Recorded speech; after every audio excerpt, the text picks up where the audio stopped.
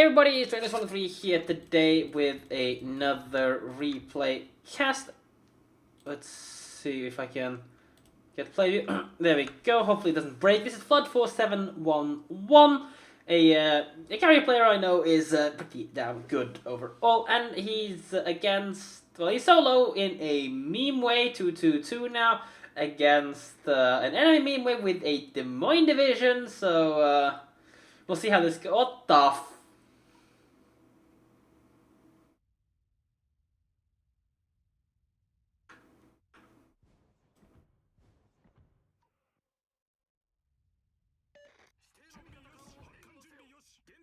How many battleships is that?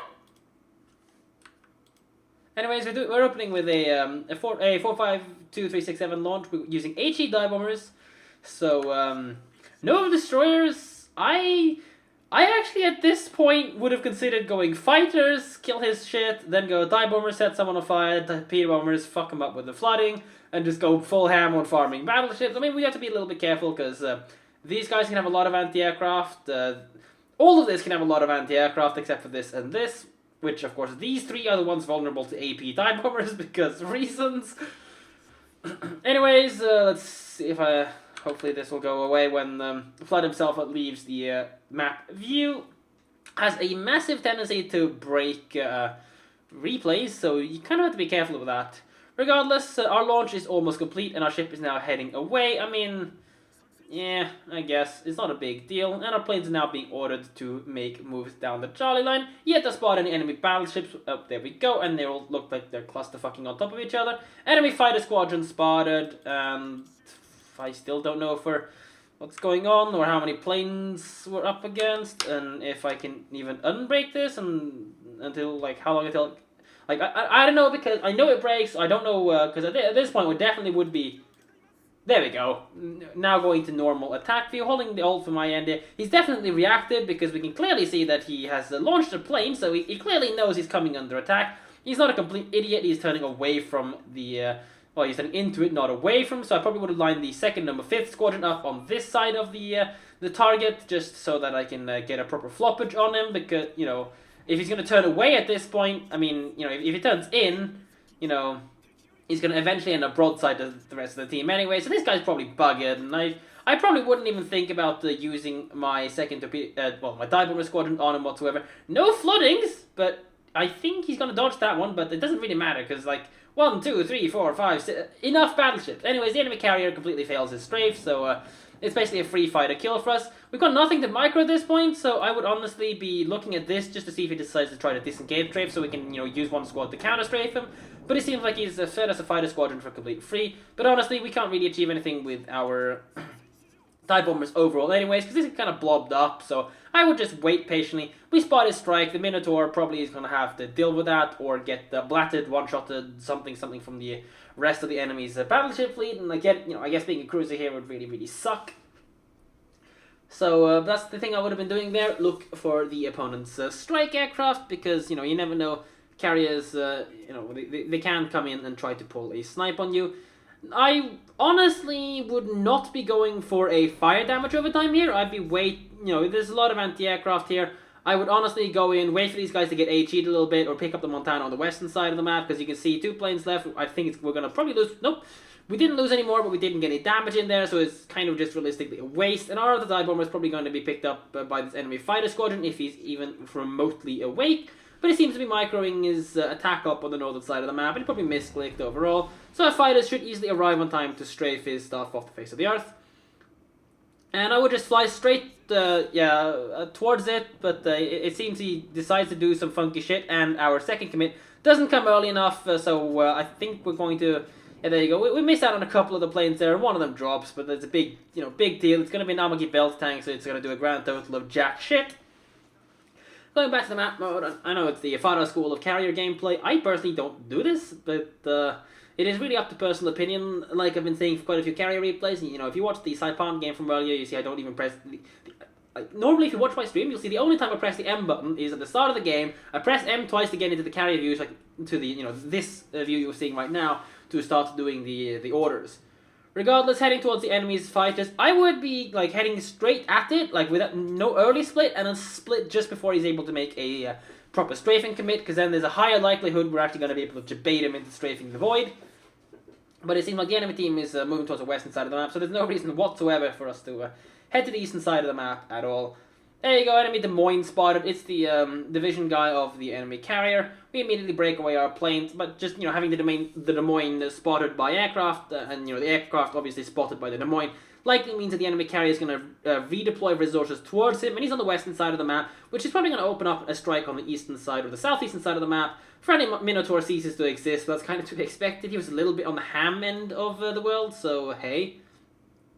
But yeah, waiting for our last dive bombers to come in. If the enemy turret is a little bit split off, at this point I would just throw, we have a bit of a fighter advantage, and now I wouldn't do a strafing, and yeah, I definitely don't think trying to strafe there is worth it. I would just honestly give him a good old share of the click fight, but it seems like he's more interested in our fighters for some reason other than, instead of us strike.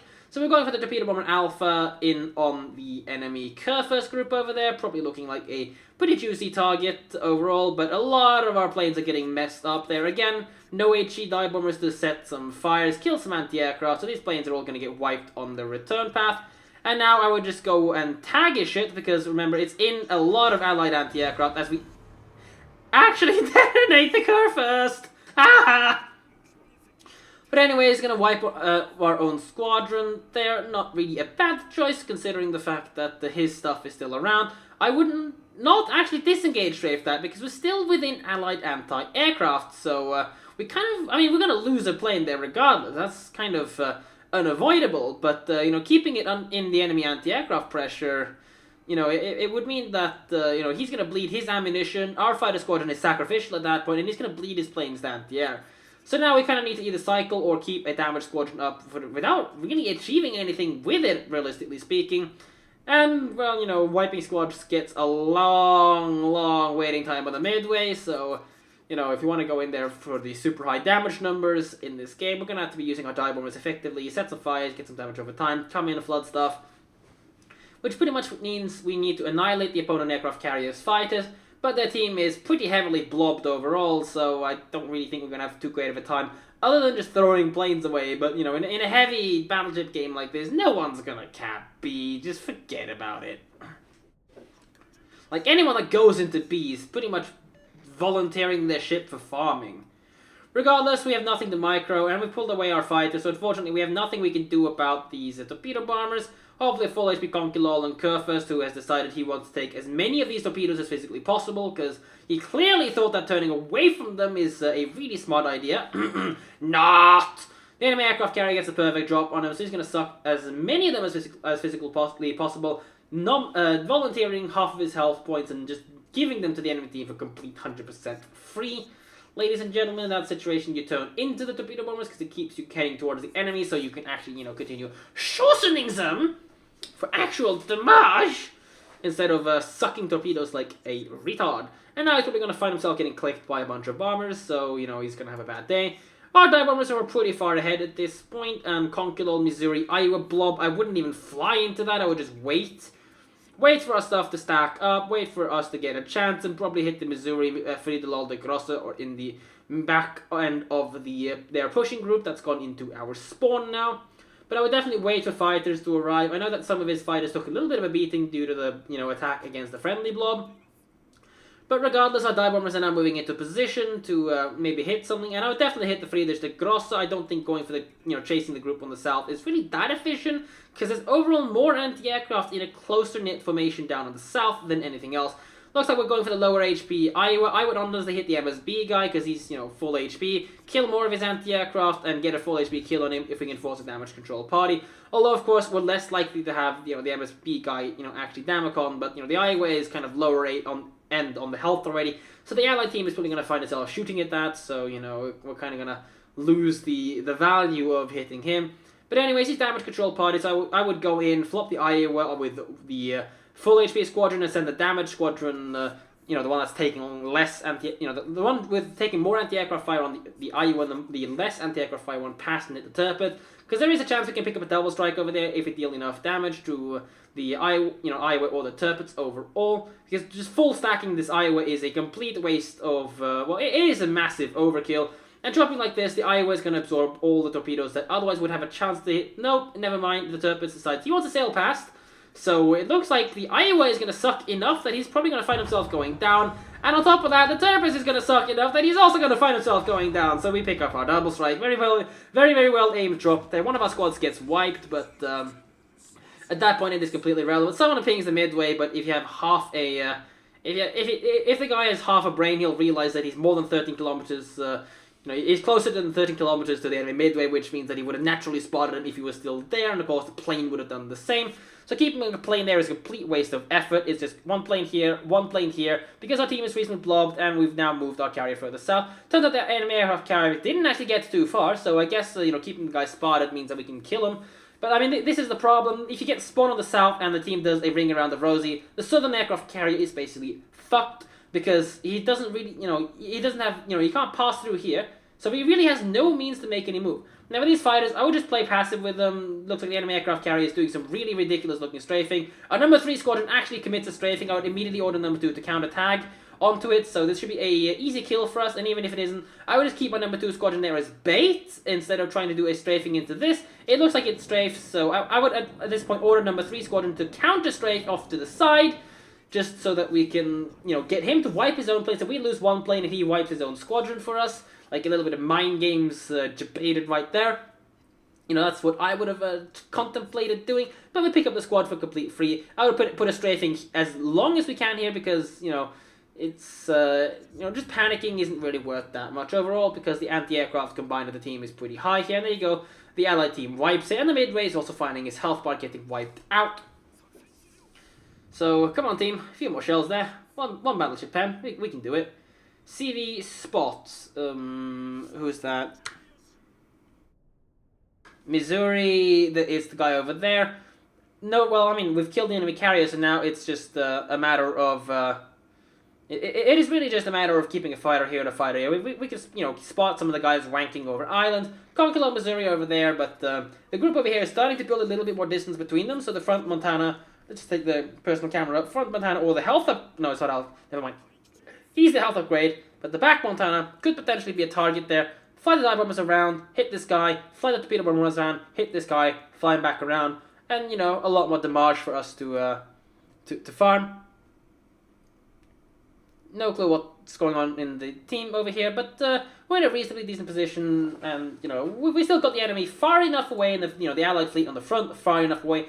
I honestly would not be spending my time chasing the stuff over there. I would just be farming the guys pushing us because, much shorter cycle times overall. Hopefully the Des Moines is going to find himself ceasing to... Never mind, he just got overpenned. I would just give the marker for the team to Schulzen's Des Moines right now. But it looks like we're going for the Conqueror Missouri in the back. I mean, sure, it's the block. And there you go. He's dead. So this guy's survivability expert, so he doesn't have good anti-aircraft. Sure, actually, never mind. The group's over starting to blob up a little bit. But, hey, I mean, honestly, no one's going to get any of these caps because the battleships are all going to be perma-spotted. Conqueror shows up, and he's obviously got the Missouri right next to him. They're not even in a division, but, for some reason, random battle players can't do proper strategy, but they can bloody blob up perfectly fine. They have the awareness to do blobbing, but they don't have the awareness to do, normal, skillful gameplay, which is kind of weird. Regardless, we're approaching from behind, which means we're going to expose our aircraft to a little bit of additional fire. I'm guessing we're going for the Missouri. I wouldn't really think it's a bad choice overall. Bit of a side drop there, getting sick. Oh, I would not loiter around like this. I would if I was going to be cheeky here, I would drop the number 6 squadron on the Conqueror and hope one of them damage control parties the fires. But we get double fire on the Missouri right now. Hopefully our torpedo bombers weren't spotted, so 2 fires are going to pressure the guy in the damage conning. And if he doesn't want a damage control, never mind, a damage control party. Incorrect play there by the Missouri. You should have seen the torpedo bombers, they were spotted temporarily, I'm pretty sure of that, but I would have clicked the Missouri with one, clicked the Conqueror with the other, and then just gone in, waited for them to burn out, and then just flopped them both. But they're kind of lining up, so if we slightly underlead the Conqueror, there is a chance we can hit the Missouri with the back group. At this point, I would definitely go for the Missouri, knowing that he's already damage control party. It looks like the Conqueror is deciding to turn away. But even when the Missouri is turning away, a little bit of an overlead on the drop. But, I mean, I would have dropped it slightly back. Maybe we could potentially have hit a couple of extra. But it doesn't matter because all we need is a flooding. But I don't think we're going to be able to battle hit him. So we just need to get him. We do get lucky, so this Missouri is now bugged. And I would unspot him right now and hope that he stops shooting so we get the Liquidator medal off the guy. Because the Conqueror is healthy and he's likely to find himself continuing an engagement. Then also move the ship behind one of these islands or something. I mean, of course, if the enemy battleships do decide to launch a plane, they can spot us behind one of these islands. But we should be able to farm up the enemy's fleet over there. And hopefully the Missouri stops shooting so that the allied teams also stop shooting at him. There's absolutely no point whatsoever in attacking the stuff on the other side of the map. We are, after all, in the Midway. We do have the ability just to throw planes into the fray. Although we're starting to run low on torpedo bomber replacements, we only have 4 more replacements after our number 4 squadron lands. I mean, it's not that big of an issue because we still have enough of a team to be able to easily contest the enemy fleet. Unfortunately, we're capping Bravo. Hopefully they can reset so that we don't get too far ahead on points overall and give us a little bit better time to farm. Missouri is definitely going to take down, but if he takes any more damage from the allied team, chances are he's not going to get liquidated, but thankfully he didn't, and we do actually pick up the liquidator. The guy probably had a heal coming up shortly. And now it's really just a matter of murdering the stuff that's coming towards us. They're split sufficiently that the anti-aircraft isn't going to be that much of a threat. And I would just find myself a nice island to park behind, because these guys are not going to be able to breach through. I mean, have a look at it. Conquelun. Missouri. Okay, Awagi is bow on, so he's not in a good situation. But this guy's coming in as well, so they're never going to be able to push us down. I mean, these guys are low. This guy's easily farmable. And this guy's who gives a shit, because he doesn't have anti-aircraft, because look, he's even stock. We spotted an enemy float plane fighter. It's not going to do anything. It's 16 kilometers away from us. It's never going to spot us. They fly 3.2 kilometers away, so 16 kilometers minus 3 still is more than 11. So, you know, he's never going to spot us. Simple mathematics. Setting in our fighters like this, but, you know, hey, it doesn't really matter. And if I was a bit of a dick, I'd go for the Missouri because he's got more HP. Because we can, you know, get some fires on him. And, I mean, overall, all of these guys are in a bad position, so it really doesn't matter, I guess. Anyways, our fighters go in and kill his shit. And we... Oops, I forgot to take manual control. Oops, my bad. But we do get a fire on the Montana. As our team is suffering a little bit of losses over there, but it's not a big deal. Looks like we're gonna... Nah, I wouldn't bother. The Missouri's in a horrible spot, so I'd probably just save my torpedo bombers up and give the... give the Friedrich de Grosse a good floppage with them. Montana's put the fires out, so, you know, he's gonna get the re-click with the dive bombers. 2 fires and, like, 7-8k damage is likely to find the Montana going down immediately. Looks like we are committing a drop on the Missouri. I would definitely... Yeah, there you go. Good circle around. Looks like a good drop. Unfortunately, we're a bit too late to micro the dive bombers on the Montana, so we only get 1 fire. That's not going to be a kill. A little bit of an overlead on the Missouri and dropped a little bit too far away, but the guy doesn't have enough health, so I think he's going to find him. Never mind. He gets himself some free flags out of that as well. But hey, we already have a double strike, so it doesn't really matter too much, and that guy was guaranteed F'd. It looks like we're reversing a little bit. I mean, you know, it doesn't really matter. Just, you know, press W, so we're going at quarter ahead with rudder half to starboard. And that's going to be more than good enough. This Montana's not going to have a good day. So the question, realistically speaking, is can we get some additional damage off either the Friedrich or the Montana? Because it's unlikely that we're going to be able to farm up the Conquilol. I mean, overall, with the enemy carrier going down early because he got fucked by his spawn, and his team being way too slow, our team being much more on the aggressive end. We did get a little bit lucky with the enemy, I think it was across the Kurfürst, that just exploded to a rather weak torpedo bomber drop overall. He just detonated, so we kind of get lucky in that sense, but hey, we still have 2 torpedo bomber replacements, but their shit's all low HP, and the game is being clearly won for the allied team right now. Malty's probably going to find himself going down the frontmost one. I didn't catch the back guy's health. This Conquilol's, yep, still a reasonable amount of health. These guys are probably engaging the stuff here. Yeah, they're both really low, so probably would just, you know, fly up and attack the Conquilol and hope that the enemy Montana maybe, well, that some of our stuff is low enough HP that they're actually going to die, not with the shells like that. But, like, oh, and I also would not have, I don't know if he cycled the fighters or if they got themselves wiped. I think they just got themselves wiped, so, yeah. Looks like someone's a bit salty in chat. Eh, well, who cares. Oh, never mind. 40 seconds left of the game. I didn't actually recognize that. I guess I'm a little bit too tired. So I would just go drop whatever the hell I have on the Montana group in front of us and just send them in ASAP because this game's going to be over shortly. use a dive bomber to go for the front Montana if he's still alive. I mean, Kurfa's guns are horrible, so he doesn't seem to be getting any luck with that. Then just drop whatever the crap I can on the Monty. His torpedo bulge isn't good enough, and we need to make sure the torpedoes hit the water with at least 10 seconds left of the game.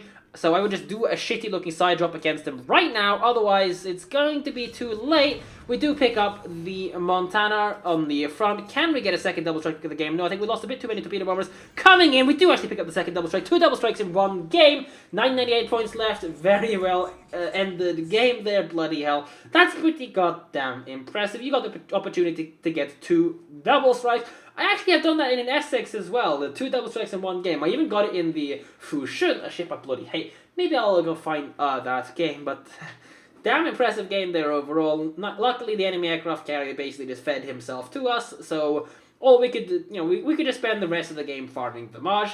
Normally, I mean, if you're going for the full damage farm, I would just go with HE dive bombers first, set fires, go into torpedo bombers, and that is, of course, if you had the intention of going for a super high damage game overall. I think we easily could have pushed ourselves over 400,000 damage. I mean, realistically speaking, with the Grosser curve getting detonated, we kind of picked up 50-60k more damage than we realistically should have gotten with his strike. In that sense, the second detonation on the enemy team, the Missouri, I believe, was a pretty much guaranteed death at that point anyway, so he basically just gets 10 free signals off that. But yeah, almost 400,000 damage game, very impressive results overall, definitely. With especially double strike and 7 kills. That means we get a Kraken. On top of getting a Liquidator, the Wither is to be expected because, Wither, Liquidator there. Confederate because, we murder their, half their team basically, along with the high caliber. Looking at the score screens, unfortunately only 27 planes killed. If we got more than that, there's a good chance we could have easily gone over 3,500 base XP there. But still a damn impressive game overall. Pretty well done, of course. All good games need a specific amount of luck, and in this case it's a lot of battleships that weren't all full anti-aircraft, which, is kind of nice. MSB guy was reasonably heavy on the anti-aircraft spec because he shot down 16. One of the Montanas picked up 16, and overall the rest of the team is just, aircraft kills all over the place. We were running low on replacements in the end, but with the 20 minutes time, it's kind of would be ended. I mean, in the end, the only, if you wanted to maximize damage farming, which, that's really it, I guess. If you wanted to super maximize damage farming, HE dive bombers on the closest target, set fires out the damage control party. If they don't wait and come in with the torpedo bombers, flop them, then they'll damage control party, or hope that the allied team forces them to damage control party, or they get shot a little bit. Because, flying across the map, especially with these tier 8 torpedo bombers, which are not the world's fastest things in the game, means that we do lose out a little bit of time on the cycling. But overall, we did, position ourselves pretty nicely as well, so we weren't too far away from the battle overall, and we kept up with the allied team, knowing that the teams overall were doing this kind of ring around the rosy yin-yang kind of thing. Detail report screen, you can see Missouri 81, Curva 74, that was a detonation. I think we only would have picked up 20 odd K off him without the detonation. This guy was the other detonation, this guy was the one we liquidated down. Damage control partying 2 fires, absolutely his mistake over there. Monty, Iowa, the rest of the team was just damage over, a little bit all over the place. Brenda, 31,000 fire damage, and Wassereinbrüche was for 33,000, mostly on this guy. It was realistically the only guy we actually did a flooding damage over time against. Otherwise, we picked up 263,000 torpedo alpha, though some of the 50k of that is detonation from here. And 43k with alpha damage with the HE dive bombers is definitely not bad, especially considering the fact that we need to keep in mind these HE dive bombers also did 31,000 damage fire, and in this case against this guy also 33,000 damage off the flooding, so it's basically 17 dive bomber hits for 100k damage there, so keep that in mind when you look at this kind of a number. Anyways, I hope you guys enjoyed this replay cast. It certainly was a pretty damn good farm to watch. I mean, the Memeway doing Memeway shit to people. I mean, in this kind of a situation, I probably could have done the same kind of thing, because the enemy carrier just fed himself away, and we wouldn't have to deal with him. But, of course, we wouldn't have the replacements. We'd kind of have to be forced to drop away from slightly longer ranges against stuff, and, go for damage over time with the floodings. But with the HE dive bombers, we can kill more anti-aircraft guns more reliably, and, go for the Missouris and the Montana's central superstructure area, and kill 15, 20, maybe even 30 AA guns in one run. Of course, that means we might get a few less fires if we just full dump 15 dive bombers, but if we spread the dive bombers all over the ship, we can easily put like 4 fires on them, and most people instantly hit the R button on 4 fires, because, you know, if they survive that, they're gonna have probably so low HP that the torpedo bomber alpha of 12 torpedo bombers is not good. You would just wipe them out, you know, up front. Anyways, but yeah, if you like this kind of content, give me a like. If you know, like it, share with your friends and people who, you know, play the game. I do a replay analysis service on a very regular basis. Currently I'm doing at least 5 every week-ish, so lots of content from viewers and people who submit them. If you'd like to have your replay showcased on my channel, analyze the gone over, send me a replay to replays.strangers123@gmail.com. There will be a address in the description box below. Check that out. Give me a descriptive title. Tell me if there's something you want me specifically to look at, such as aim, positioning, movement, strategy, or just how you should have handled a specific situation at the end of a game, for example. Give me a message or something with that in your email, and I'll have a look at it. I definitely do like watching people's replay, and it's something I would like to do to the community, to give you guys the ability to have your replays watched over by an experienced player, and give you guys constructive feedback on what you did good, what you did bad. So I hope you guys will take advantage of this service that I'm providing. Anyways, take care, and I'll catch you guys in the next vlog.